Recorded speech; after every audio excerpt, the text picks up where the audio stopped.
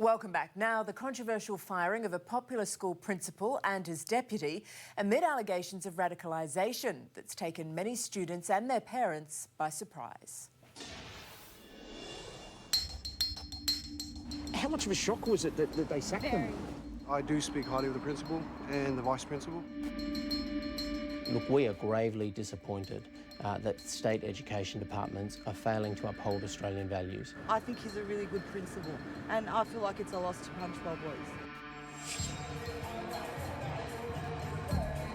He's the school principal suddenly sacked, along with his deputy, and parents are outraged. He's never ever disrespected anybody. He's always shown us with the utmost respect, and he's always been compassionate with our boys and caring. I love the boys that are out there. It's a boys' school, Punchbowl Boys High School. His name is Chris Griffiths. Hell, I'm drowning alone, a man on his own.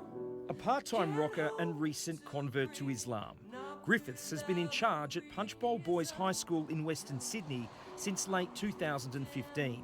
Since then, there have been fears his students have been led down a dangerous path, with police suggesting the school has become a hotbed of Islamic radicalisation. In my opinion, my form of radicalisation is creating division and hate. Any form of radicalisation, in my opinion, should be ruled out of all schools. There's no doubt that Chris Griffiths is a popular principal. Everyone we speak to here says that he does a great job and that he really cares for the students. But clearly, there has been some disturbing things going on here at Punchbowl Boys High under his watch that have worried authorities, including one allegation that he'd planned to turn this public school into a school exclusively for Muslims. It's also been alleged that the school had banned women from participating in official school events, that Mr Griffiths had allegedly described police to students as pigs and had refused a request for an anti-radicalisation program to be run in the school. You can understand why there's concerns because there's been a list of allegations, including prayer sessions that had counter-terrorism police concern. These are the kind of things that would have some in the community thinking what's going on there, even if the guy might be quite popular among many parents. After conducting its own audit of the school, the State Education Department has now decided to remove Chris Griffiths and his deputy, Jama Danawi. 2GB broadcaster Ben Fordham. Police and schools should have good working relationships. And look, it's not unprecedented, but it's very unusual to have an education department come in and say, no, we're yanking the principal and the deputy principal out of the school without fully explaining why. It's no wonder that a lot of people are trying to guess what's going on here, and the rumour mill's in overdrive. Can you understand why the department would want to remove him and the deputy principal? That's something, I don't know, as they say, it's still maybe under investigation, that I don't think we would like to know, but I don't think we are going to ever know what's the truth in all of this. As taxpayers, as parents, the one thing we want to see of our public schools is that Australian values are put first.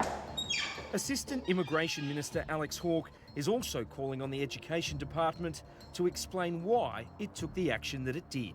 We're seeing a creep of different minority cultures into our public schools when we have a strong Australian culture and based on great values that we all support. And it's vital in our public school system that those Australian values are taught and embraced, and equality of women is one of those values. Today, Chris Griffiths wasn't answering his door, but angry parents arrived at the school to meet their new principal and Education Department officials. Are you happy with what the department said? No. A lot of parents are telling us they're still very, very angry.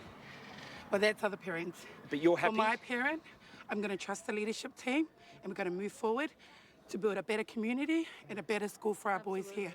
This is what it's about. It's about our boys and their education. If it's off the back of a recommendation by local police and concerns from some within the school community, then I think they've probably made the right decision here, the Education Department, even if not everyone's happy with it. Some parents at the school have started a petition demanding the principal and his deputy be reinstated.